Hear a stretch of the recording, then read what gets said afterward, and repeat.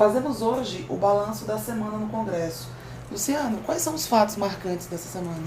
Essa semana foi muito boa para o Partido Progressista. A MP do Cartão Reforma foi aprovada, ela foi relatada pela senadora Ana Amélia. É um bom destaque.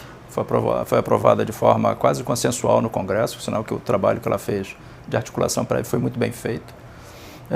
E, do ponto de vista político, foi também uma boa semana para o Partido Progressista, porque o ministro da Agricultura, Blairo Maggi, está conseguindo restabelecer o comércio da carne internacional, está começando a, digamos assim, recuperar o espaço que o Brasil tinha no comércio internacional. Isso é boa mídia para o partido, isso é destaque para o partido. Inclusive, hoje, destaque hoje na página do partido na internet, a cobertura da atuação do ministro Blairo Maggi. Foi uma boa semana para o Partido Progressista.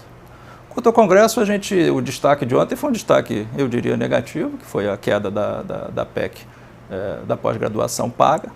Era uma medida assim, quase cosmética, porque esses cursos já existem, esses cursos já são uma realidade nas universidades brasileiras. O problema é que estava gerando um passivo judicial, porque muita gente entrava na justiça alegando que aquilo era ensino pago. A justiça brasileira, uma parte dela entendia nesse sentido, e estava criando uma certa confusão, passivos potenciais até para o setor público. Entretanto, houve, assim, ontem mesmo a gente estava fazendo uma entrevista lá embaixo, já não estava a presença muito boa, tinham 440 parlamentares só em plenário, e a PEC acabou não passando por um número pequeno de votos, mesmo sendo o segundo turno, quando geralmente não acontece nada. Não era, assim, uma matéria muito de grande relevância, entretanto, seria um sinal importante de reforma, pelo menos do início de reforma do ensino público superior, com o apoio do Congresso nesse momento. De forma geral, assim, foi ruim, mas assim, é um problema que pode ser corrigido por outros meios, por medidas administrativas, por uma nova posição do Poder Judiciário sobre o assunto. E o cartão reforma? O cartão reforma foi aprovado com uma modificação que ampliou os recursos para o setor rural.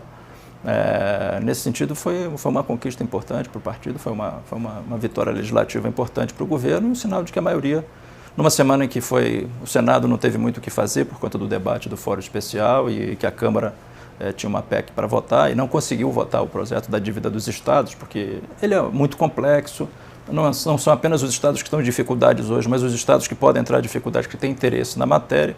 O governo entendeu por bem e o Congresso e a Câmara aceitou a ponderação, o relator ontem aceitou, já no final da tarde já tinha aceitado a ponderação de que isso não seria possível votar.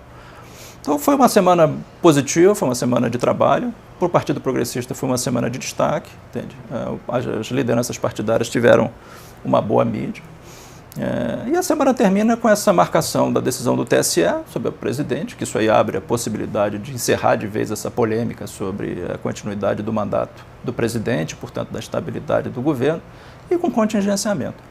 Contingenciamento, assim, nunca é uma notícia de grande destaque, o contingenciamento faz parte da rotina orçamentária brasileira, mas o que foi importante foi que o governo, o Ministério da Fazenda, decidiu não avançar com novos impostos. Ele simplesmente retirou isenções fiscais sobre a folha de trabalho, no sentido de testar mais ou menos qual vai ser a reação da economia e também do Congresso.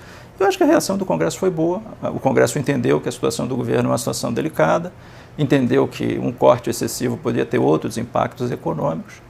Então, o balanço da semana, Yasmin, é um balanço positivo, um balanço de trabalho feito, de decisões tomadas, de governo tomando decisões relevantes e, assim, que para as próximas semanas promete algumas definições sobre o mandato presidencial e, digamos, mais estabilidade para o país, né? Esse é o balanço da semana.